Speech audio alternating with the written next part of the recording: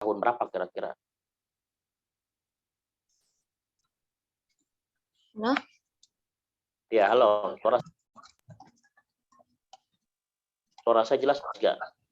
Jelas, Pak. Ya, tafsir Azhar ditulis tahun berapa?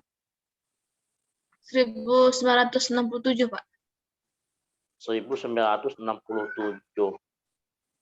Oke. 1967 itu kan masa-masa ini apa? PKI gitu ya. Masa-masa PKI. Nah, pada tahun 1967, Buya Hamka ada di mana? Di Padang atau di Jakarta? Udah di Jakarta toh? Itu tuh ditulisnya bukan lagi di Padang, udah di Jakarta itu. Nah, yang jelas yang perlu dicatat adalah Buya Hamka itu lahir pra kemerdekaan, artinya dia menyaksikan langsung apa situasi-situasi atau persiapan menjelang kemerdekaan, ada wacana apa di sana.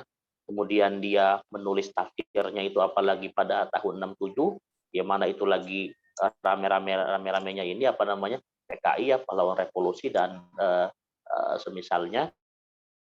Nah, kira-kira kejadian-kejadian atau peristiwa-peristiwa tersebut terekam nggak, terrespon nggak di dalam untayan tafsirnya gitu. Nah, karena kita tahu misalnya ada di Jogja itu namanya tafsir Al-Huda, ditulis oleh seorang kolonel namanya Kolonel Bakri Syahid.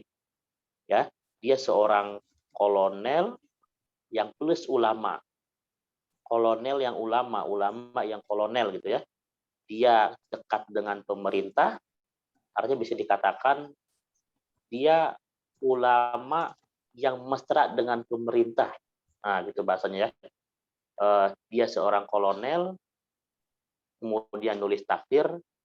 Kalau nggak salah dia juga mantan rektor UIN Jogja pada fase-fase awal artinya. Nah, dia kemudian nulis tafsir Al-Huda dan isi tafsirnya itu terutama ketika menjelaskan ayat-ayat sosial, ayat politik, ayat-ayat kepemimpinan, maka apa ya, nuansa kultural itu sangat mewarnai bagaimana dia menjelaskan tentang bin, bagaimana dia menjelaskan tentang apa ya, bakin itu apa ya, panjangannya saya lupa, jenis lembaga kenegaraan juga, dan hal-hal semacam itu terekam langsung di dalam tafsirnya, gitu ya.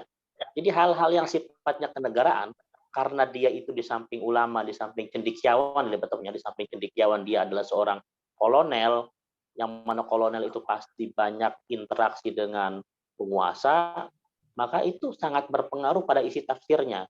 Isi tafsirnya itu ya, itu sangat apa ya, isi tafsirnya itu cenderung mendukung kebijakan-kebijakan pemerintah. Kenapa? Karena dia seorang mufasir yang mesra dengan pemerintah, yang dekat dengan pemerintah, gitu ya. Nah, saya belum mendengar dari penjelasan pemakalah, apakah hal-hal semisal juga dapat dijumpai dalam tafsir Azhar atau bagaimana? Ataukah tafsir Azhar ini sama sekali tidak merespons situasi pada saat itu? Meskipun pada saat itu misalnya Hamka lahir pada pra kemerdekaan, kemudian tafsirnya itu ditulis ya tahun 67, kan itu lagi gonjang-ganjingnya Soeharto ini ya lagi aktif-aktifnya Soeharto gitu kan. 67 itu ada PKI dan lain sebagainya. Apakah hal-hal seperti itu sama sekali tidak terespon di dalam tafsirnya? Ya, idealnya itu terespon. Kenapa? Karena Hamka itu teman-teman merupakan seorang yang seorang yang reflektif, ya, seorang yang reflektif dalam arti apapun kejadian yang dia alami, apapun peristiwa yang ia jumpai, itu langsung dia tulis, gitu ya. Hamka itu cenderung gitu orangnya, cenderung apa istilahnya ya, reflektif. Ya, apalagi kita tahu bahwa Hamka bukan hanya seorang mufasir, tapi cenderung malah ke sastrawan. Makanya ada yang bilang tafsir Azhar ini ya bukan tafsir, tapi apa ya, buku sastra, ada yang bilang kayak gitu. Ya. Nah, hal itu semestinya menarik untuk disoroti. Ada nggak kecenderungan di sana itu? Kemudian tadi pertanyaan keduanya siapa, Mistura? Pertanyaan keduanya apa tadi? Saya lupa. Saya memaparkan saja keinginan Mistura, ya, mengembangkan pertanyaan Mistura, nanti kalian diskusikan bersama. Pertanyaan keduanya Mistura tadi apa? Ini apa namanya di soal ini apa namanya bagaimana kemudian Buya Hamka itu dipenjara, ya betul. Idealnya teman-teman, kalau seorang mufasir itu hidup dalam keterkungkungan, apalagi di penjara gitu ya, di penjara artinya ketika dia di penjara gitu kan, dia merupakan seorang ulama yang kontrak pemerintah, ya, apalagi tafsir itu ditulis saat dia di penjara. Nah, idealnya pemakalah bisa menunjukkan reaksi seorang Buya Hamka terhadap pemerintah, dan itu pasti tertuang di dalam tafsirnya, terutama ayat-ayat sosial. Apalagi tafsir Azhar di sini bukan ditulis dengan menggunakan pendekatan misalkan mukoron atau apa, tapi tahlili per ayat gitu ya. Ada berapa jilid itu? Siapa? Aminah. Iya, Pak. Ada berapa jilid tafsir Azhar? 8 kalau nggak salah, Pak. 8, itu cukup banyak. Ya. Cukup Hitung, banyak Pak. itu. 10. 10 ya. 10 emang idealnya minimalnya segitu. Standarnya apa? Tafsir yang ditulis secara tahlil ya. Kalau tafsir Al-Misbah kan nyampe 15. Nah, gitu. Nah, sebagaimana beberapa minggu lalu kita mendiskusikan Hasan Hanafi. Hasan Hanafi itu kan dia hidup dalam ketertindasan, hidup dalam suasana ketidakadilan penguasa, hidup dalam suasana tertindas, sehingga situasi seperti itulah yang kemudian mendorong seorang Hasan Hanafi untuk misalnya menggagas tentang teologi pembebasan yang basisnya itu adalah Quran, gitu kan? Dia merumuskan ayat-ayat tertentu, ya, mengkonseptualisasikan ayat-ayat tertentu soal al-adl dan lain sebagainya sebagai basis melakukan pergerakan sosial, ya, pembebasan terutama. Nah gitu. Nah, idealnya hal-hal semacam itu tercermin di dalam tafsir Azhar, gitu ya. Itu yang ini kalian harus mulai bisa membaca secara kritis. Gitu kan, kalian sudah saya kasih tahu perangkatnya itu. Idealnya seorang mufasir yang hidup di suasana damai dan di suasana terjepit atau terkungkung, itu akan beda karena psikologisnya akan ngaruh, gitu ya. Psikologisnya itu akan ngaruh pada isi tafsir yang ia tulis. Coba bayangkan, Buya Hamka merupakan orang yang kontrak pemerintah. Tapi jangan itu dulu, Buya Hamka adalah orang yang reflektif. Kalian tahu kan, orang yang reflektif, apapun pasti akan dikomentari, akan ditulis, gitu kan? Akan direspon, itu orang yang ini refleks, gitu. Nah, itu yang pertama yang perlu kalian catat. Nah, yang kedua, Buya Hamka, ketika kita tahu bahwa Buya Hamka itu di penjara, gitu kan? Di penjara.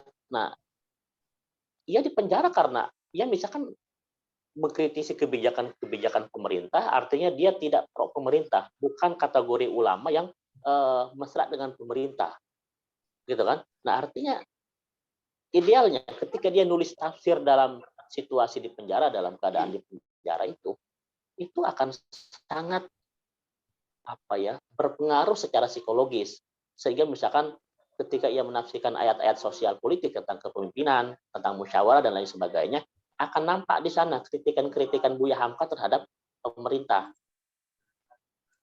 gitu ya. Nah, itu yang masih kamu soroti, siapa? Nadia Tusofa, Nur Aminah, nah, gitu. Oke, silakan kalian lanjutkan diskusinya. Saya sebagai pemantik saja. Baik. Silakan. Pak, ini saya lagi buka-buka jurnal. Oke, yang lainnya komentar.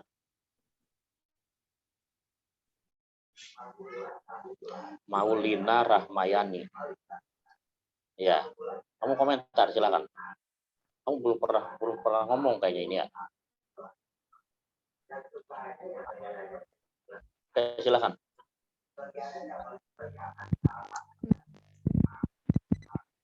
Sebenarnya ini saya tahu kan. Suaramu nggak jelas. Nah ini Pak, problem saya selalu di suara Zoom. Saya ketik aja deh Pak. Di sini ada yang dagang tahu bulat. Nyampe nggak suaranya ke situ? Lumayan, Pak. Nyampe Pak. Nyampe ya? Oh iya. Nggak abaikan saja suara tahu bulat. Kamu lanjutkan, Maulina.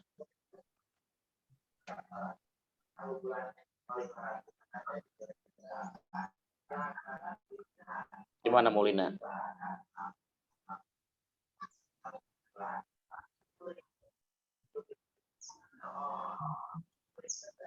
Halo? Oh ya, ketik aja. Suaranya nggak jelas. Silakan. Yang lainnya coba yang diaktifkan. Tambahnya diaktifkan coba. Nanti kalau nggak diaktifkan, nanti goibkan. Monica. Mana Monica?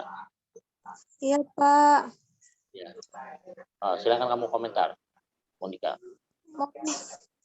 Mohon izin nih matiin kamera ya, Pak. Kan Ya, apa-apa. saya baca makanan. Komentar apa, Pak? Bentar ya, Pak. Apa aja? Izin membaca sebentar ya, Pak. Belum bisa berkomentar. Kamu membacanya itu dari tadi. Dari pagi ini Iya, pemakalahnya. Ini belum kirim paham. makalahnya lambat. Ini ketua kelasnya siapa? Surah, Pak. Suara Pak. Saya Surah. Kamu untuk selanjutnya kamu yang bertanggung jawab memastikan bahwa makalah sudah terkirim sejak malam. Ketua kelas itu tugasnya memastikan. Dengan ini pagi-pagi saya nanya-nanya makalah di grup. Alasan lupa kah gitu apa. Nah, itu tugas kamu malam itu pastikan kamu makalah itu sudah ada di. Emang sekarang malah saya apa merintahkannya itu bukan malam, sore itu Ya, loh. maaf, Pak. Sebenarnya kalau misalkan deadline atau tugas mingguan itu udah di-share di awal minggu. Iya, Mungkin kamu ingat. kelupaan kali pemakalahnya. Oke, yang lainnya silakan.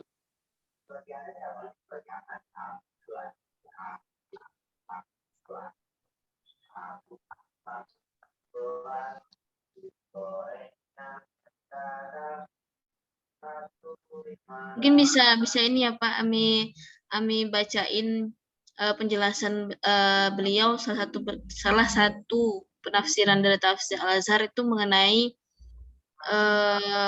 surah Al-Mumtahanah itu mengenai apa ini ya? Toleransi, Pak. Ya, gimana? Oke. Di sini di surah Al-Mumtahanah setelah dibaca jurnal di ayat 8 dan 9 gitu kan. Setelah pemaparan dari Bapak tadi adalah sedikit keluar pemahaman gitu Pak. Adalah bertambah ruh yang kami dapetin gitu Pak. Setelah Bapak menjelaskan tadi gitu. Nah, saya bacakan artinya, tidaklah Allah melarang kamu terhadap orang-orang yang tidak memerangi kamu pada agama dan tidak mengusir kamu dari kampung halaman kamu bahwa kamu berbaik dengan mereka dan berlaku adil terhadap mereka. Sesungguhnya Allah suka kepada orang-orang yang berlaku adil. Yang dilarang kamu hanya terhadap orang-orang yang memerangi kamu dan mengusir kamu dari kampung halaman dan mereka batu atas pengusiranmu itu. Bahwa kamu menjadikan mereka teman dan barang siapa yang berkawan dengan mereka maka itulah orang-orang yang dianiaya. Dalam tafsir Al-Azhar lebih mengedepankan latar historis turunnya ayat itu kan, ayat sebab nuzul gitu. Jadi di sini ada Wihamka memaparkan asbabun nuzulnya itu mengenai tentang Kutailah gitu kan yang hendak keluar dari daerahnya gitu. Nah, dari asbabun nuzul itu dapat di kayak saya simpulkan gitu bahwa Buya Hamka itu juga berpedoman gitu, maksudnya menyimpulkan tafsir tersebut, ayat tersebut, asbabun nuzul tersebut itu untuk para pembaca, terkhususnya umat Islam, toleransi dalam tataran praktis dengan umat agama lain gitu. Nah, kan kalau misalnya asbabun nuzulnya itu sebenarnya turunnya ayat itu ada perjanjian Hudaybiyah antara orang Arab Quraisy gitu. Nah, di antara orang tersebut ada Kutailah. Nah, ibu dari Asma yang tidak lain adalah bekas istri Abu Bakar. Nah, ketika Kutailah menemui dan memberikan hadiah kepada Asma, Asma merasa ragu dan pemberian tersebut. Gitu kan, pasti ada maksud kenapa Asma ragu dari pemberian tersebut gitu. Padahal Asma ini juga merupakan orang Arab Quraisy, tapi karena adanya perjanjian Hudaybiyah tadi gitu, jadi Asma ragu gitu. Nah, jadi ada asbabun nuzul ini. Jadi dalam itu kan ada istilahnya itu masih sama agama gitu ya. Jadi masih mengedepankan toleransi. Jadi untuk sama umat Islam itu harus saling menolong gitu. Jadi berarti Buya Hamka ini menafsirkan ayat-ayat yang dia masih berhubungan dengan toleransi itu tadi juga juga tidak memihak salah satunya gitu, tapi malah memihak keduanya gitu. Tidak memihak mana yang orang benar, mana orang yang salah gitu. Jadi berlaku adil, berlaku jujur. Di sini dalam contoh penafsiran dari jurnalnya itu Pak Buya Hamka itu menafsirkan secara seperti itu gitu. Gimana ya ngomongnya?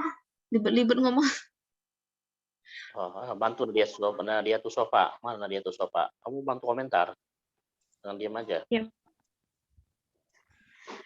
Kalau menurut sedikit yang saya lihat gitu dari jurnal-jurnal itu, Buya Hamka tidak tidak memasukkan, kan waktu itu keadaannya beliau saat di penjara, politik sedang ini tidak baik gitu kan. Tapi beliau dalam penafsirannya itu tidak memasukkannya ke dalam tafsirannya gitu. Beliau penafsirannya itu lebih kepada sastranya. Adapun penjelasan beliau mengenai politik memang dijelaskan dalam tafsirannya, cuman tidak menjelaskan detail gitu keadaan di Indonesia. Seperti itu. Misalnya, ini yang baru saya tadi lihat itu ada dalam surat An-Nisa ayat 59 tentang ketaatan kepada penguasa. Beliau itu memberikan judul ke dalam tafsirannya. Kemudian beliau itu menekankan ketaatan kepada penguasa merupakan fokus sentral dari ayat ini. Kemudian jadi beliau itu lebih kepada asbabun nuzul ayat ini dijelaskannya. Misalnya menurut beliau itu kita wajib mentaati pemimpin gitu asalkan itu masih dalam koridor yang benar dijelaskan. Kemudian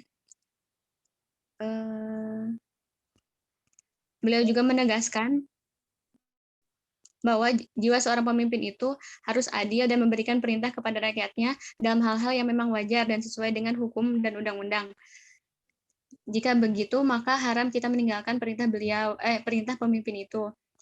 Kemudian dalam asbabun nuzulnya juga bahwa itu dalam ayat tadi An-Nisa ayat 59, para sahabat sangat teguh memegang perintah Allah dan Rasul-Nya agar mereka taat kepada pemimpin, dijelaskan gitu.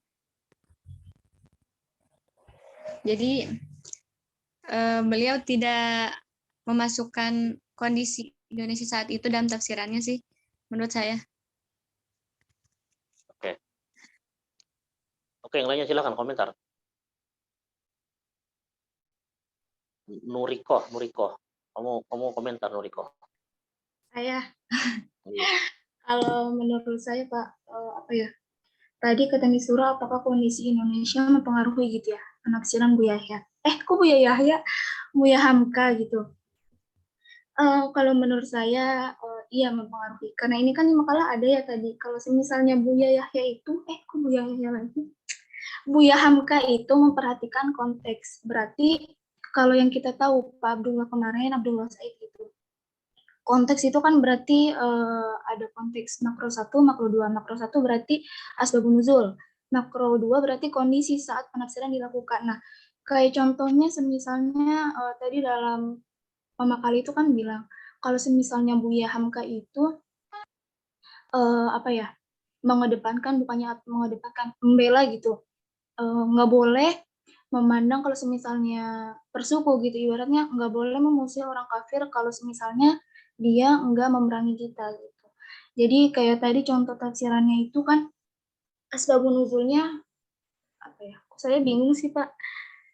Kayak tadi kan asbabun nuzulnya itu bilang kalau semisalnya kalau nggak merangin ya berarti kayak teman layak gimana ya? Saya bingung Pak. Pokoknya intinya Buya Hamka ini ya memperhatikan gitu kondisi sekitar. Karena tadi kan memperhatikan konteksnya kan ya dalam makalah gitu. Terus juga ya pokoknya gitu Pak. Aku saya bingung sih. Intinya sih begitu kalau menurut Apalagi saya. ini ya seperti yang dijelasin Bapak tadi, katanya Iya Buya begitu. Hamka itu orang yang reflektif terhadap lingkungan gitu. Ya Jadi apalagi orangnya dalam penafsiran mengabaikan sama sekali apa yang dihadapi dalam lingkungannya gitu. iya gitu. Gitu sih pokoknya menurut saya sih nggak mungkin gitu Buya Hamka nggak merespon sekelilingnya gitu. Karena di makalah juga disebutin kontekstual gimana penafsiran beliau ini berarti memperhatikan konteksnya kan, berarti memperhatikan Perhatikan sekelilingnya gitu keadaan. Gitu sih menurut saya. Gitu Pak, saya agak bingung sih ngomongnya, intinya sih beliau pokoknya Bingung kenapa? Kamu bingung kenapa, Nuriko? bingung apa ya? Cara ngejabarin kenapa beliau ini, bukan cara menjabarin tadi yang saya omongin, kenapa beliau tuh memperhatikan kondisi gitu. Kamu nggak fokus ya? Iya kayaknya. Mikirin apa? Saya belum minum jadi nggak fokus. Gitu Pak. Ini kalian sudah ada yang berkeluarga udah? Saya yang lain ada Pak. Kak Ibrizi udah. Kak Udah. Orang mana Ibrizi? Kak Ibrizi orang Jawa kayaknya. Oke. Gitu. Siapa lagi? Bentar. Mutiatur Rohimah. Ya, Bapak. Ya, silakan tanggapi.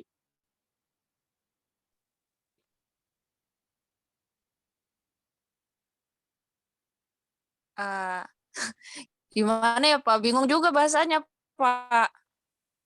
Bingung kenapa? Kalau pokoknya komentar aja, jangan takut salah. Bingung bahasanya, Pak.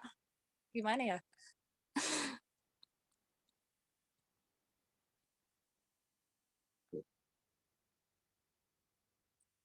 Nurul Faizah.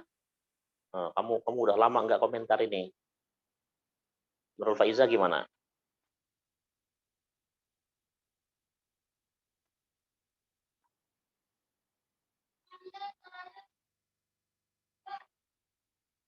Gimana Nurul Faizah?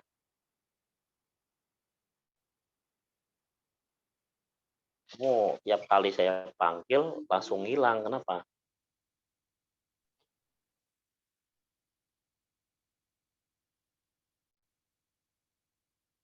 Kalau dipanggil itu bersuara, terlepas belum mau berkomentar tinggal jawab, jangan hilang. Ini Nurul Faizah tiba-tiba ngilang. Kemana dia? Kemana Aminah Nurul Faizah? Gimana Pak? Nurul Faizah kemana ini? Nggak tahu Pak, saya beda tempat lah Pak.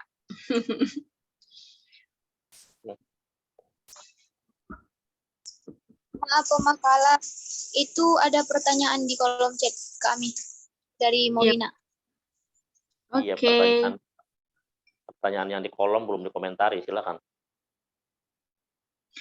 Ini dari mulai izin membacakan. Jadi dari banyak pemaparan yang disampaikan, saya tertarik ingin mengetahui bagaimana respon ulama lain terhadap kekurangan-kekurangan yang terdapat di tafsir Buya Hamka. Melihat tadi ada beberapa kekurangan yang menurut saya cukup kurang. Contohnya perihal dalam penyebutan hadis. Kurang lebih seperti itu. Kira-kira bisa tidak ya? Saya bertanya seperti itu. Terima kasih. Baik Maulina, terima kasih banyak. Kak Nafa. Kak Nafa bisa ini ya Kak Nafa, yang ini. Pak, ini tadi saya menambah tadi tentang Norikoh tadi. Berarti kan Buya Hamka itu tetap dalam prinsipnya gitu. Nah, salah satu contohnya beliau tetap dalam prinsipnya itu beliau kan tidak takut di penjara, bahwa pada saat masa Presiden Soekarno itu beliau berani mengeluarkan fatwa bahwa haram menikah lagi itu. Tujuan itu ke Pak Presiden tadi, Soekarno tadi gitu kan. Nah, beliau mengkritik tajam kedekatan pemerintah dengan PKI pada waktu itu. Nah, karena itu beliau meringkuk di penjara selama 3 tahun. Itu tetap prinsip beliau.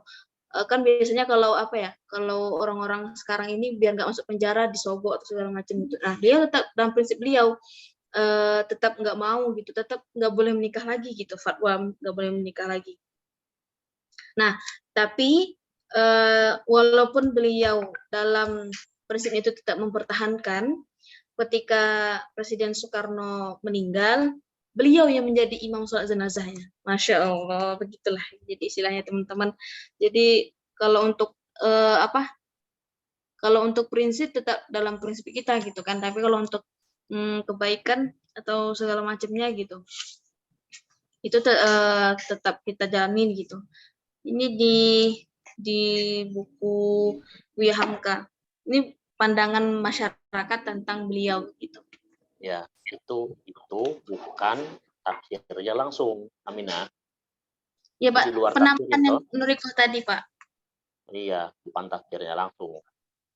Saya komentari. Jadi gini, saya melihat Buya Hamka ini secara umum lah ya, dia modelnya kayak Pak Quraish Shihab. Ya, tafsirnya itu modernis dan dia kontekstual, mempertimbangkan konteks sosio-historis ketika menafsirkan, artinya tidak saklek ya, tidak kaku. Iya, bahkan kalau dibandingkan dengan Pak Quraish Shihab, bedanya Hamka ini dia cenderung katakanlah bernuansa sastra, ya, bernuansa sastra, kemudian ada pula yang mengatakan bahwa kita tafsirnya tersebut pendekatan sejarahnya sangat kental, ya, bahkan porsi sejarahnya itu cukup banyak dalam tafsir Azhar itu. Dia banyak menjelaskan misalkan sejarah ayat secara umum gitu ya. Itu yang menjadi kekhasan seorang Hamka. Nah, sebagaimana Pak Quraish gitu intinya. Nah, tapi di sisi lain ya, kita melihat Hamka tidak menawarkan tidak memiliki kekhasan atau tawaran tertentu yang khas, yang orisinil pemikiran dia tentang metodologi tafsir. Ya, jadi mungkin kalian dari tadi nunggu-nunggu apa yang khas dari Hamka tentang metodologi tafsir, kira-kira gitu ya. Mungkin Nurikoh karena dari kemarin membahas tentang memikirkan Abdullah Said, betapa hebatnya seorang Abdullah Said, dia nunggu-nunggu apa sebenarnya yang menarik, yang membedakan seorang Hamka misalnya dengan Abdullah Said. Ada nggak pemikiran Hamka itu yang sifatnya itu yang aneh-aneh kayak gitu, ada konteks makro, konteks mikro, kemudian legal etik, kemudian apa gitu, yang kriteria yang 4-5 disebutnya apa itu? Hierarkis. Ya, hierarki itu ya, kemudian ada konsep hierarki atau enggak. Nah, gitu ya. Mungkin teman-teman dari kemarin nunggu kayak gitu. Ada nggak kayak model-model misalkan Hamka itu double movement dan lain sebagainya, hermeneutik ini itu dan seterusnya. Nah, saya tidak melihat itu dalam seorang Hamka. Artinya Hamka ini sebagaimana Pak Quraisy Shihab juga sebenarnya tidak menawarkan metodologi yang khas. Artinya metodologi yang ia gunakan misalnya Pak Quraisy, ya, Pak Quraisy misalnya betul dia sebagaimana Hamka mempertimbangkan konteks sosio-historis dalam menafsirkan, memperhatikan secara serius aspek sejarah, tapi dia tidak menawarkan metodologi tertentu. Coba kalian amati di kitab atau di bukunya Pak Quraisy yang berbicara tentang metodologi tafsir. Ada judulnya kan ini, judulnya itu metode tafsir, tahu kan? Yang covernya itu putih. Nah, gitu ya. Nah, di kitab tersebut, di buku tersebut, ia sebenarnya hanya mengulas metode tafsir yang memang itu sudah umum digunakan oleh para mufasir lainnya. Kemudian hanya merespon wacana hermeneutik yang menurut dia tidak bisa dinilai secara hitam putih. Ada bagian-bagian tertentu dari hermeneutik yang katakanlah itu irisannya ada dalam tradisi Islam sendiri, artinya boleh dipakai kira-kira seperti itu. Nah, tapi di sisi yang lain, ya Pak Quraisy Shihab juga tidak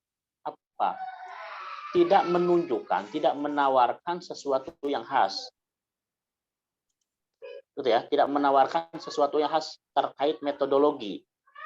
Di buku metode tafsirnya itu, ia menjelaskan tentang apa istilahnya, pendekatan usul fiqh, ya model-model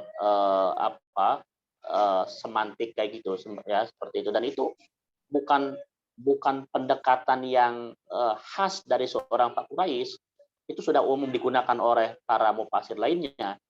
Kemudian Pak Quraisy misalnya menggunakan kalau tafsir ininya misbahnya jelas tahlili. Tapi misalnya di buku-buku yang lainnya, di buku wawasan Quran atau buku-buku yang lainnya, ia ketika membahas tentang tema-tema tertentu jelas menggunakan tafsir maudhu'i. Dan tafsir maudhu'i kan itu bukan sesuatu yang baru, bukan sesuatu yang khas dari seorang Pak Quraisy, ya. Tafsir maudhu'i kan digagas oleh ulama-ulama Azhar san, ya, seperti Abu Hayy Al-Farmawi, dekan Usuluddin Azhar zaman dulu, periode siapa saya lupa persisnya. Kemudian ada tokoh-tokoh lainnya yang menjadikan yang menjadikan atau yang mempopulerkan pendekatan tafsir maudhu'i ini, gitu, metode tafsir maudhu'i. Nah, gitu. Nah, jadi Hamka juga sama. Tidak ada sesuatu yang baru terkait metodologi loh ya, terkait metodologi dari seorang Hamka. Yang bisa kita lihat, yang hanya bisa kita lihat adalah ya isi tafsirnya itu. Isi tafsirnya itu kalau kalian mau mengkritisi, ya saya nggak tahu ini skripsi di IKI itu cenderung membahas apa masih terbilang jarang membahas tafsir Indonesia. Itu kan banyak sebenarnya yang bisa diangkat itu dari tafsir Indonesia. Atau kalian juga misalkan bisa membahas ya pemikiran yang aneh-aneh kemarin dari pemikir Afrika itu, ya meskipun kalau Fazlur Rahman saya rasa sudah terlalu banyak. Kalau Abdullah Said itu masih relatif sedikit yang menyoroti gitu. Atau kalian bisa meminjam teorinya teori-teori para pemikir modern yang kita diskusikan dari kemarin itu, ya, untuk mengulas ayat-ayat tertentu atau tema-tema tertentu dalam Quran. Jadi cukup metodenya saja. Misalkan teori double movement kalian gunakan untuk menjelaskan ayat apa misalnya. Tapi nggak tahu saya di IKI itu kayak gitu dibolehkan nggak? Kalau di Usuluddin UIN di sana bebas mau ngomong apapun juga, ya. Tapi kalau IKI nggak tahu. Saya nggak begitu tahu di IKI itu gimana ininya standar atau pakem-pakemnya gitu. Jadi itu ya dari seorang Buya Hamka ya. Saya katakan nggak ada sesuatu yang baru. Dia singkatnya tidak menawarkan metode yang khas ya sebagai instrumen dalam menafsirkan Quran. Nah gitu. Tadi ada beberapa pertanyaan yang masuk ke ke kolom komentar ya, terkait apa tadi, Maulina Rahmayani, terkait kenapa kemudian siapa, Buya Hamka ketika menafsirkan hanya mengutip hadis misalnya tidak menampilkan sanad dari sebuah riwayat secara utuh, hanya sanad pada pada era sahabat, misalkan An Abi Hurairah dan lain sebagainya, ya saya rasa itu sudah menjadi sesuatu yang umum di kalangan para mufasir lainnya juga. Memang modelnya seperti itu, ya. Amat jarang yang menampilkan hadis beserta sanadnya secara utuh. Jadi langsung perawi pada level sahabat, ya, an Ibnu Umar, an Umar, bahkan ada yang langsung qala Nabi sallallahu alaihi wasallam, qala Rasulullah, gitu. Jadi emang di kitab-kitab tafsir seperti itu, tapi ada juga yang menghadirkan sanadnya secara utuh, ada yang seperti itu, gitu. Nah itu di sisi lain saya lebih melihat Hamka ini seorang seorang mufasir, seorang sastrawan, seorang sejarawan juga bisa, tapi saya sejauh ini belum menemukan adanya penelitian, ya, yang mengkaji Hamka dari sisi hadisnya. Ya, sejauh mana misalnya porsi penggunaan hadis gitu kan yang dilakukan oleh Hamka. Sejauh mana Hamka punya perhatian terhadap wacana-wacana hadis. Gitu kan? Itu pada titik itu sejauh ini saya belum melihat. Jadi, yang saya lihat adalah cenderung sebagai mufasir, sastrawan, sejarah, bahkan Hamka sebagai seorang politikus itu baru terungkap belakangan saja. Ada senior saya, ya, dia membahas pemikiran politik Hamka, gitu kan, yang terekam dalam tulis-tulisannya yang bercecer dalam koran-koran jadul di Perpusnasana, Perpustakaan Nasional di Jakarta, ya, gitu. Itu silakan ada komentar. Masih 10 menit lagi waktunya, silakan.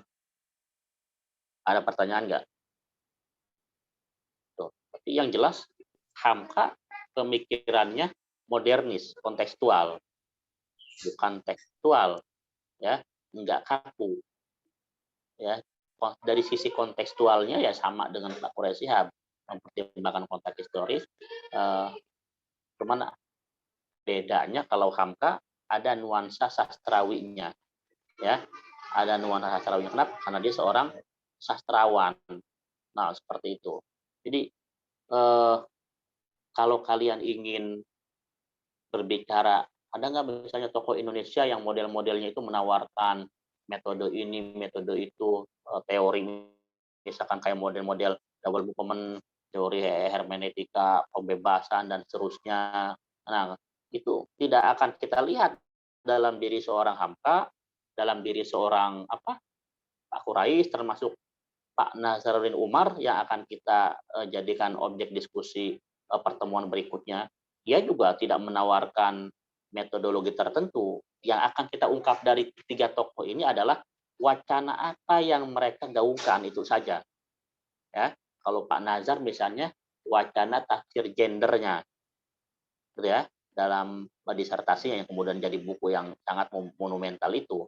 Ya, Pak Quraish misalnya, ya bisa teman-teman lihat nanti dari ini ya, penggunaan tafsir maudhu'inya, karena untuk konteks Indonesia yang mempopulerkan wacana tafsir maudhu'i ya Pak Quraish Shihab itu, ya. Jadi teman-teman yang ngebahas Pak Quraish Shihab baca juga secara utuh itu bukunya yang berjudul Kaidah Tafsir itu. Ada apa di sana itu, ya, isinya itu. Kalian potret secara umum di sana. Nah, saya ingin kembali ke yang tadi. Adapun tokoh Indonesia yang saya lihat dia menawarkan sesuatu sebuah metodologi yang khas pemikirannya, yang ia konseptualisasikan secara mandiri, ya belakangan itu ada namanya Sahirun Samsudin. Kalau nggak salah dia pernah diundang di IKI kalau tidak salah, ya. Kalian hadir nggak waktu itu? kayaknya tahun lalu, Tahirun Samsudin, yang dia nulis buku mewacanakan apa istilahnya, metode apa pendekatan apa saya lupa deh ya, makna magza kalau nggak salah ya, makna magza. Nanti kalau saya salah kalian ingatkan, soalnya kalian yang hadir mungkin waktu itu di IKI gitu. Itu singkatnya seperti itu teman-teman. Oke, silakan kalau ada pertanyaan yang bisa saya ini jawab, silakan. Bagaimana teman-teman? Langsung saja, mengingat waktu sudah hampir habis.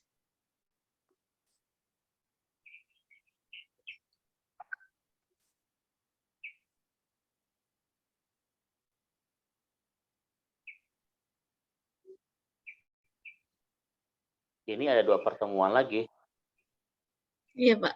Ya. Biasanya IKI libur semesternya berapa lama? Kalau ganjil paling hanya seminggu 2 minggu, Pak. Seminggu 2 minggu. Setelah itu lanjut kuliah gitu. Kalau genap berapa bulan? Kalau genap hampir 2 atau 3 bulan nggak salah kan? Oh, lama juga ya. Iya, Pak. Oke. Itu kita terakhir kan bulan Desember, nanti UAS bulan Desember, nanti Januari tanggal belasan pertengahan itu udah masuk lagi, Pak. Iya. Berarti Ramadan itu sudah libur. Mungkin, Pak, mungkin. Nggak tahu juga. Kemarin Ramadan masih Pak. kuliah nggak kemarin? Masih. Ya? Kemarin pas Masih kuliah Ramadan.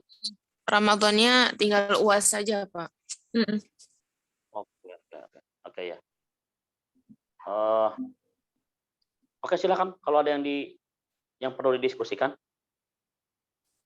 Gitu ya. Kalian karena ini sudah mahasiswi senior harus mulai melek wacana-wacana terkini tentang studi Quran. Ya. Saya nggak tahu kalian ini kesannya gimana setelah mengkaji pemikiran yang aneh-aneh gitu. Gimana kesannya kira-kira? Dari yang sebelumnya kalian hanya mengkaji misalkan asbabun nuzul, maki madani, kemudian apalagi munasabah Quran, munasabah ayat dan misalnya, tiba-tiba di semester ini dihadapkan dengan misalnya teori yang aneh-aneh. Ada double movement, ada hermeneutika pembebasan, kemudian ada tafsir kontekstualnya Abdul Said, ya, yang isinya aneh-aneh gitu kan. Kesan kalian gimana? Apa misalnya kalian itu model-model cara pandang seperti itu lebih memuaskan kalian gitu kan dalam memahami Quran, ya, ataukah itu kalian merasa terancam karena itu bisa mengusik keberimanan kalian, keberislaman kalian? Gimana kesannya selama belajar pemikiran tafsir kontemporer ini? Nuriko gimana, Nuriko? Saya lagi, Pak.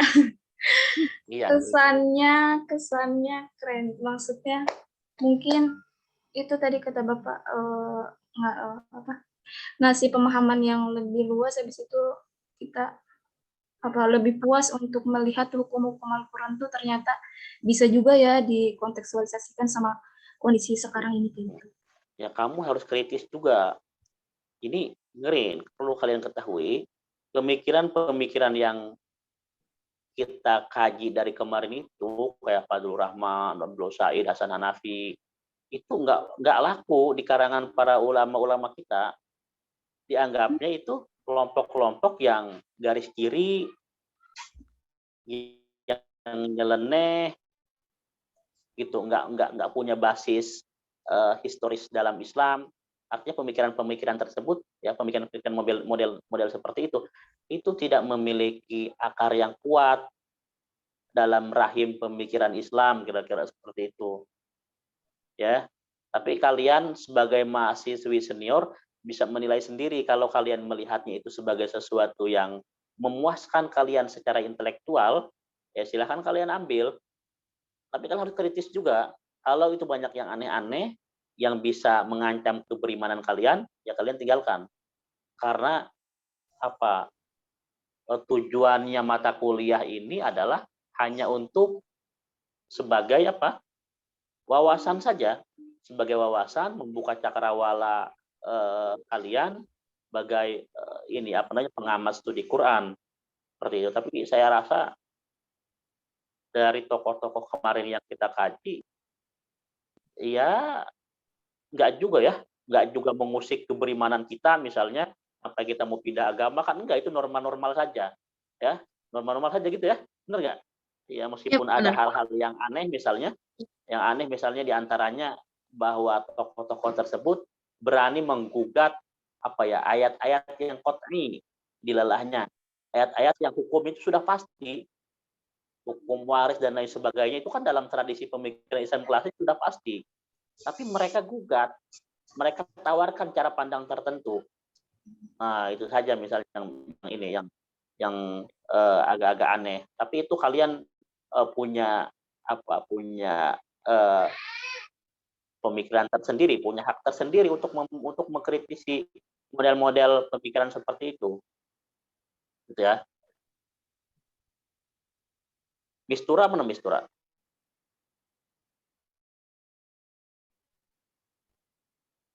Mistura mana?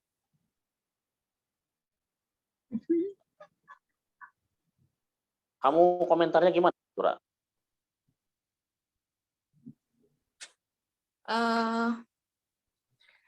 Kalau saya pribadi intinya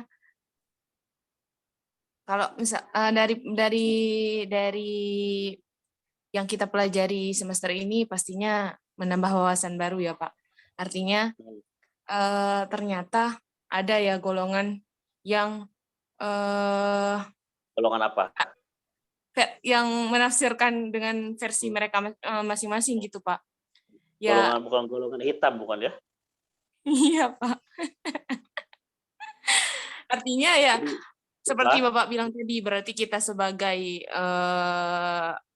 orang yang mengkajinya ya harus kritis tentunya dalam menanggapi pemikiran-pemikiran baru dari para mufasir itu gitu.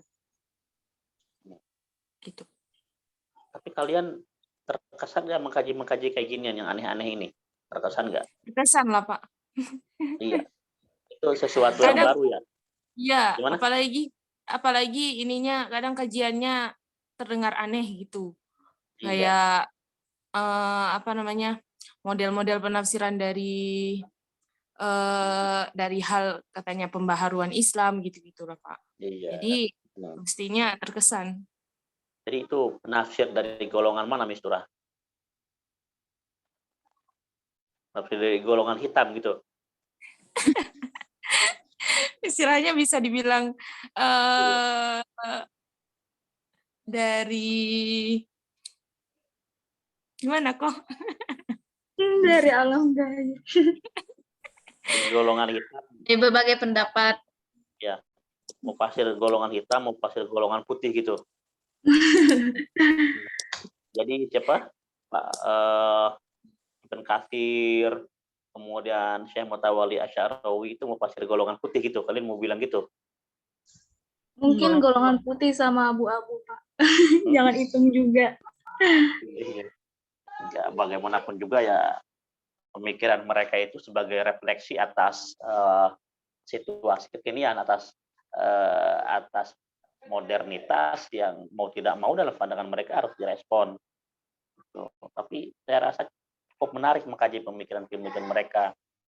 Dan sebenarnya masih ada banyak lagi pemikiran-pemikiran selain itu. Saya ini mengajar ini hanya mengacu ke silabusnya yang dibuat oleh Pak Ali Mursyid. Pak Ali Mursyid. Jadi silabus yang saya share kalian itu buatan Pak Ali Mursyid. Gitu. Tokoh-tokoh siapa yang dikaji, sebenarnya di luar itu masih ada banyak lagi yang bisa dikaji. Misalnya ada Ziauddin Sardar, ada siapa lagi ya, ada banyak saya rasa di Afrika sana, di Timur Tengah sana yang bisa dikaji. Tapi ini saya rasa sudah cukup ya mewarnai pemikiran kalian supaya nggak terlalu kaku-kaku amat gitu ya, nggak ngaji terus gitu kan. Ya sesekali yang hafid Quran ini ya harus tahu, oh ternyata di samping hafid Quran tahu juga ternyata teorinya double movement, bukan aneh kan apa itu double movement ya. Meskipun hafal 30 juz, orang kan nyangkanya mungkin paling tahunya cuma teori-teori ulumul Quran, munasabah Quran dan misalnya, oh ternyata misalnya yang hafal 30 juz anak iki tahu juga tentang hermeneutika pembebasannya Hasan Hanafi, kan itu keren gitu kan, kayak gitu. Jadi wawasannya itu luas. Jadi mau tidak mau kalian harus mulai tertuntut untuk mengetahui itu, membaca secara luas ya. Jangan takut keimanan kalian goyang gitu ya. Ya kalau keimanan kalian goyang, kalian chat saya aja, Pak, keimanan saya ini hampir runtuh gitu, tolong kokohkan lagi gitu aja ya teman-teman ya. Gitu. Oke, ini waktunya sudah habis. Saya ada ngajar di kelas berikutnya. Mudah-mudahan yang diskusikan kita hari ini bermanfaat untuk kita ke depannya nanti. Akhirul kalam. Assalamualaikum warahmatullahi wabarakatuh. Waalaikumsalam. Assalamualaikum warahmatullahi wabarakatuh. Terima kasih banyak Bapak. Banyak Bapak.